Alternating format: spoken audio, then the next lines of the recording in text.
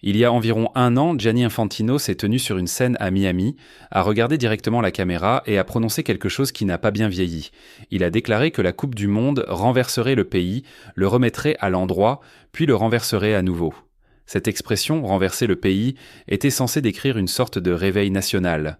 Des villes transformées par la couleur et le bruit, des stades débordant de nouveaux croyants, des millions d'Américains découvrant ce que le reste du monde sait depuis des générations, que ce sport, ce jeu, exerce sur les gens une emprise que presque rien d'autre ne peut reproduire. Et une partie de ce qu'Infantino a décrit est réelle. Il y a des zones de fans bondées. Il y a une véritable énergie dans les villes hôtes, où le football est enfin, indéniablement, arrivé. Le football lui-même a été, comme le football à ce niveau, l'est presque toujours, réellement captivant. Beau parfois, tendu d'une manière qu'aucun autre sport ne peut vraiment fabriquer. Réel, mais renverser le pays. Juste avant le coup d'envoi du tournoi, la société d'analyse des médias sociaux Quid a publié une évaluation complète du paysage des sentiments des fans autour de la FIFA 2026. Leur constat était précis et il mérite qu'on y prête une attention particulière. Le paysage émotionnel entourant ce tournoi, ont-ils rapporté, est exceptionnellement équilibré. Les mots positifs, fiers, prêts, excités, équipe favorite, apparaissent en bonne place dans les données. Et les mots négatifs aussi, arnaque, inquiétude, peur, préoccupation, pire coupe du monde, scandale géopolitique, équilibrés de façon inhabituelle. Ce n'est pas la description d'un pays emporté par la fièvre du football, c'est la description d'un tournoi qui a généré simultanément enthousiasme réel et grief réel à peu près en parts égales chez le même public. Et cet équilibre, la coexistence de joie réelle et de colère réelle, est l'histoire véritable de cette Coupe du Monde, maintenant qu'elle est en cours. Commençons par la joie, car elle était réelle et elle mérite sa place légitime dans cette histoire. La cérémonie d'ouverture à l'Estadio Azteca de Mexico a été tout ce qu'elle devait être. Shakira s'est produite devant 83 000 spectateurs. L'Azteca, le lieu de football le plus légendaire des Amériques, se préparait pour sa 3e cérémonie d'ouverture de Coupe du Monde. Le bruit, la couleur, la lente, indéniable prise de conscience pour les millions qui regardaient sur les écrans du monde entier que le tournoi, entouré de controverses depuis des mois, était désormais simplement, puissamment présent. Présent, en train de se dérouler. Le match d'ouverture du Mexique contre l'Afrique du Sud a revêtu une importance émotionnelle supplémentaire à cause de l'histoire. En 2010, ce même affrontement avait ouvert la première Coupe du Monde jamais tenue sur le sol africain. Maintenant, il a ouvert la première Coupe du Monde nord-américaine depuis 32 ans, sur un terrain qui avait accueilli Pelé, Maradona et chaque génération de grandeur footballistique mexicaine depuis 1966. L'atmosphère à l'intérieur de ce stade était extraordinaire, et la réaction des fans dans les villes hôtes a été plus positive que certaines prévisions d'occupation hôtelière ne le laissaient qu'en présager. Le Festival des fans de Los Angeles, qui a ouvert le 12 juin au Parc Exposition, a attiré des foules importantes dès son week-end inaugural. Le Festival des fans de la FIFA est devenu, selon le comité d'organisation, le cœur battant de l'expérience du tournoi à Los Angeles.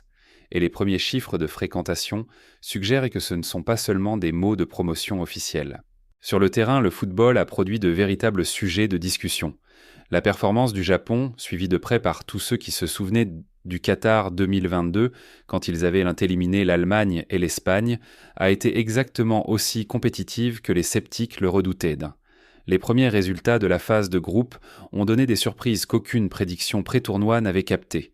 Et les joueurs, ceux qui ont porté des années de préparation à ce tournoi, qui ont surmonté des blessures, des incertitudes d'effectifs et des drames de sélection, jouent avec une intensité qui correspond à l'envergure de l'événement. Tout cela était vrai, et il faut le dire clairement, sans nuance. Mais voici ce qui est également vrai, et ce que ces chiffres de sentiments de Quid mesurent réellement. Avant qu'un seul ballon ne soit frappé, avant qu'un seul sifflet ne retentisse, la FIFA a publié la chanson officielle de la Coupe du Monde.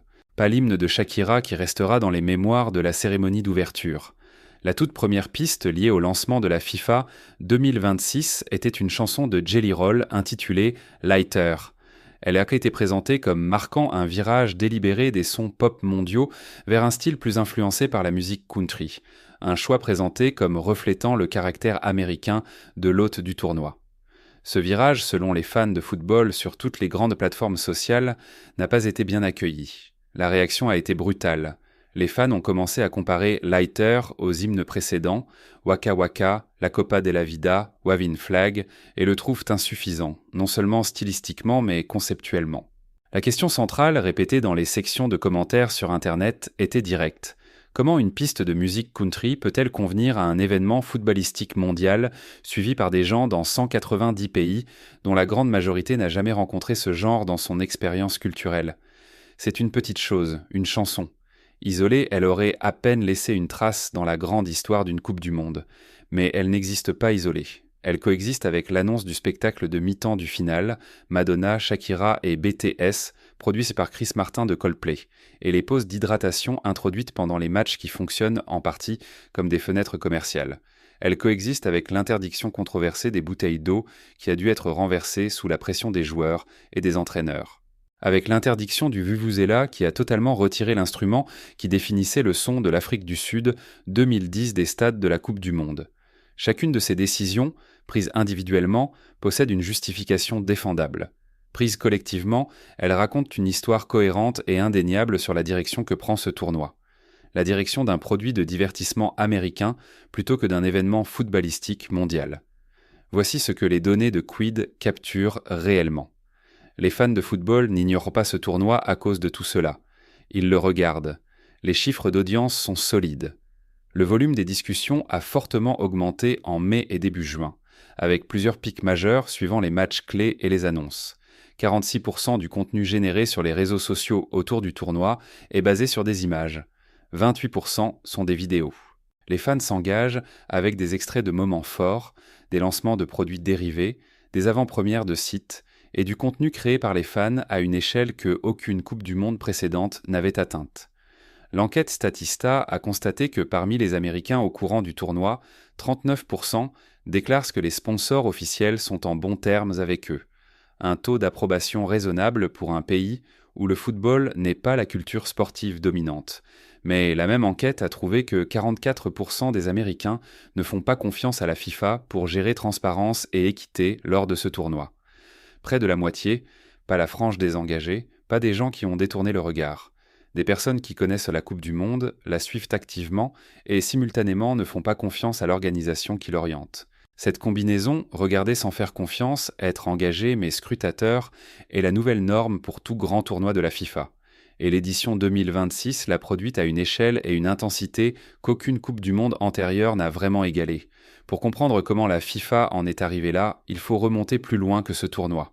Il faut revenir à 2015 lorsque l'organisation a été exposée dans un scandale de corruption d'une ampleur véritablement stupéfiante. Des agents fédéraux traversant un hôtel de Zurich à l'aube, des responsables arrêtés dans leur chambre, des années de pots de vin accumulés, sur les droits télévisés, sur les votes d'accueil du tournoi, sur les accords commerciaux tissés à travers chaque couche de l'administration mondiale du sport. L'acte d'accusation du ministère de la Justice a nommé des dizaines d'individus et décrit un système où la corruption n'était pas une aberration. C'était le modèle opérationnel. Sepp Blatter, président de la FIFA pendant 17 ans, a été suspendu de l'organisation qu'il avait transformée en empire financier. Son adjoint Michel Platini a été banni à ses côtés. Des dizaines de responsables à travers plusieurs confédérations ont fait face à des accusations criminelles. Le montant total des pots de vin identifiés dans les procédures fédérales américaines s'élevait à plusieurs centaines de millions de dollars. Et le préjudice à la crédibilité du corps dirigeant du football mondial était, à ce moment, presque total. Gianni Infantino est arrivé comme le candidat réformateur. Administrateur italo-suisse qui avait dirigé la bureaucratie de l'UEFA avec efficacité et relative anonymat, Infantino s'est positionné explicitement comme l'homme qui allait nettoyer la FIFA. Il a remporté la présidence en février 2016 lors d'une élection spéciale convoquée après la suspension de Blatter. Son message était transparence, responsabilité, une nouvelle FIFA. Et dans ses premières années, certains de ses discours ont été soutenus par des changements structurels, nouveaux cadres d'éthique, nouvelles exigences de divulgation, nouveaux processus d'évaluation des candidatures. Mais une décennie plus tard, le tableau est nettement plus compliqué. L'époque de l'ancien président João Havelange représentait une forme de corruption. L'époque Blatter en représentait une autre. Et les critiques de l'ère Infantino, et ils sont nombreux, y compris d'autres anciens responsables de la FIFA, soutiennent que ce qui a changé, ce n'est pas la concentration du pouvoir mais simplement son emplacement. En février 2026, la neutralité politique d'Infantino a été formellement remise en question lorsqu'il a décerné le prix de la paix de la FIFA à Donald Trump. Une plainte officielle en matière d'éthique a été déposée, alléguant des violations répétées du devoir de neutralité de la FIFA. La plainte n'a pas entraîné de sanctions. Mais elle a donné lieu à quelque chose de peut-être plus révélateur, un débat public sur la capacité de l'infrastructure d'application de l'éthique de la FIFA à tenir le président de la FIFA responsable. L'ancien président de la FIFA, Sepp Blatter, qui reste juridiquement embourbé avec l'organisation malgré ses 88 ans, a donné une interview à Politico au début de 2026. Son évaluation de l'état actuel de l'organisation était sans équivoque. La FIFA, a-t-il dit, est une dictature. Le Conseil de la FIFA, avec près de 40 membres, n'a rien à dire. C'est une déclaration remarquable d'un homme dont la propre présidence a été définie par un contrôle autoritaire. C'est le type de déclaration qui, dans d'autres circonstances, aurait suscité une couverture extensive et une réponse institutionnelle sérieuse. Dans les circonstances actuelles, elle a été notée, débattue brièvement et absorbée dans le bruit de fond continu des controverses de gouvernance de la FIFA. Le contexte de tout cela est un tournoi qui portait déjà plus de poids géopolitique que toute Coupe du Monde récente. Co-organisé par les États-Unis, le Canada et le Mexique, trois pays dont la relation avait été fortement déstabilisée par la politique commerciale dans les mois précédant le tournoi, la FIFA 2026 est arrivée dans un contexte diplomatique que même le matériel promotionnel le plus soigneusement formulé ne pouvait totalement masquer. La question des visas à elle seule a produit des conséquences concrètes. Des fans de plusieurs pays se sont retrouvés incapables d'obtenir un visa pour entrer aux États-Unis à temps pour assister au match. Certains supporters d'équipes nationales ont voyagé à Mexico, où les restrictions de visa étaient moins contraignantes, et ont regardé leurs équipes jouer sur des écrans dans des stades qu'ils n'ont pas pu franchir. Ce n'est pas une abstraction. C'est l'expérience de personnes réelles qui ont économisé de l'argent, fait des plans, réservé des voyages et se sont heurtées à un mur bureaucratique qu'elles n'ont aucun moyen de franchir. Et ces personnes et les communautés qu'elles représentent font partie du public de cette Coupe du Monde, que le langage marketing de la FIFA vise à les inclure ou non. Il se passe aussi quelque chose sous la surface de l'expérience des fans qui mérite une attention directe. Quelque chose qui ne se reflète pas dans les chiffres d'audience ou les statistiques de fréquentation des festivals. Les autorités sanitaires ont confirmé début juin que la surveillance des eaux usées, le suivi des marqueurs de maladies dans les systèmes d'égout des stades, était activement déployé sur les sites de la Coupe du Monde afin de détecter les premiers signes d'épidémie infectieuse parmi la population des supporters. Ce n'est pas une mesure réactive suite à une maladie confirmée. C'est un système préventif appliqué simultanément dans plusieurs villes hôtes. Une équipe de santé publique basée à Washington, D.C., ancrée par le Centre de sciences et de sécurité de la santé mondiale de l'Université de Georgetown, conduit l'opération sous la direction de l'épidémiologiste Rebecca Katz. Le système surveille une gamme de pathogènes, notamment les virus respiratoires, le norovirus et d'autres marqueurs biologiques, indiquant la présence d'une maladie se diffusant dans une population concentrée. La technologie utilise le séquençage d'ADN et d'ARN pour identifier le matériel génétique microbien sans recourir à la culture en laboratoire traditionnel, ce qui permet de détecter les signaux plus rapidement et à partir d'un éventail plus large de sources que la surveillance sanitaire conventionnelle. L'équipe reçoit des données d'eau usées provenant de sites de collecte aux États-Unis et au Canada, les croise avec des dossiers de santé électronique anonymisés et suit les réseaux sociaux en source ouverte pour déceler les premiers indicateurs de foyers de transmission. Des rapports quotidiens sont préparés et distribués aux gestionnaires d'urgence hospitaliers ainsi qu'aux responsables de santé publique au niveau local, étatique, fédéral et international, ainsi qu'auprès même de la FIFA. Le contexte importe ici. Cette Coupe du Monde arrive immédiatement après une épidémie d'Ebola en République démocratique du Congo qui a entraîné une ordonnance de restriction de voyage du CDC. Elle survient quelques mois après une épidémie de H1N1 sur un paquebot qui a soulevé de nouvelles questions sur la préparation sanitaire aux grands rassemblements. Et elle se déroule dans un environnement de santé publique façonné de façon permanente par l'expérience de la pandémie de Covid. Un environnement où l'infrastructure de surveillance sanitaire à grande échelle lors d'événements majeurs est devenue la norme, ce qui aurait semblé extraordinaire il y a 10 ans. Le programme de surveillance des eaux usées est une mesure sensée. Il est proportionné. Les personnes qui le dirigent sont de sérieux professionnels cherchant à protéger des millions de supporters et les communautés qui les accueillent. Mais sa présence rappelle aussi quelque chose à méditer. La Coupe du Monde 2026 est le premier grand événement sportif mondial à arriver pleinement intégré dans un monde de suivi sanitaire massif permanent. Les supporters qui affluent dans les stades de Los Angeles, Houston, Toronto et Kansas City sont, sans le savoir forcément, participants d'un système de collecte de données de santé publique qui continuera à générer des informations longtemps après le coup de sifflet final du 19 juillet. Rien de tout cela n'est sinistre. Tout cela est raisonnable. Mais c'est différent de toute Coupe du Monde antérieure, et cette différence fait partie de la texture de ce que ce tournoi est réellement, distinct de ce que les conférences de presse et les vidéos promotionnelles prétendaient qu'il était. Voici où tout cela doit se poser honnêtement. Les millions de fans, qui ne sont pas totalement emportés par le moment, ne forment pas un monolithe. Ils ne boycottent pas tous, ils ne sont pas tous en colère. Beaucoup d'entre eux regardent depuis chez eux, parce que les billets étaient simplement trop chers. Et ce n'est pas une déclaration politique, c'est une réalité financière.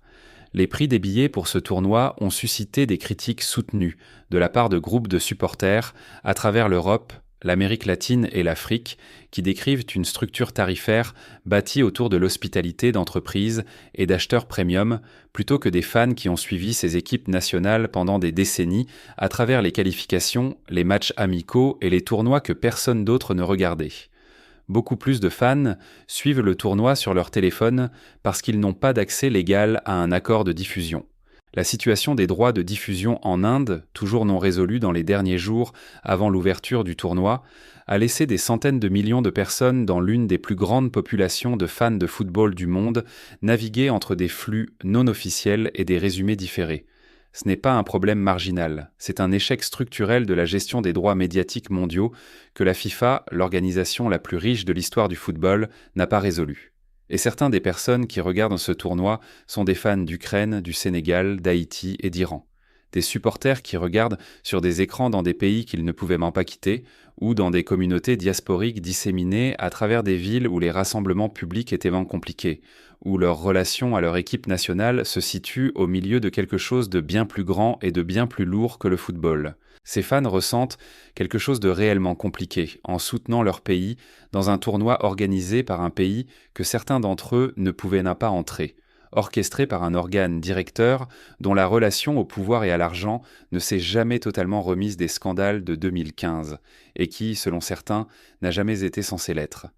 Cette expérience, la joie et le chagrin, l'excitation et l'exclusion, le regarder et le ne pas faire confiance n'est pas un récit que l'appareil promotionnel de la FIFA est conçu pour contenir ou reconnaître, mais c'est l'expérience de millions de personnes réelles, et ces personnes sont le véritable public de cette Coupe du Monde. Le tournoi est en cours, le football est bon. L'atmosphère à l'intérieur des stades remplis est tout ce qu'une ambiance de Coupe du Monde doit être, bruyante, colorée et parfois transcendante de la façon dont seul le football à cette échelle peut l'être. Et quelque part à Mexico, à Lagos, à Kiev et dans une centaine d'autres lieux, il y a des fans qui ne pouvaient pas être dans les stades, qui regardent sur des écrans, ressentant quelque chose de compliqué, réel et entièrement humain à propos d'un sport qu'ils aiment, organisé par un monde dont ils ont des sentiments nuancés. Tout cela est vrai en même temps, équilibré de façon inhabituelle. C'est ce que Quid a dit. Ils avaient de raison.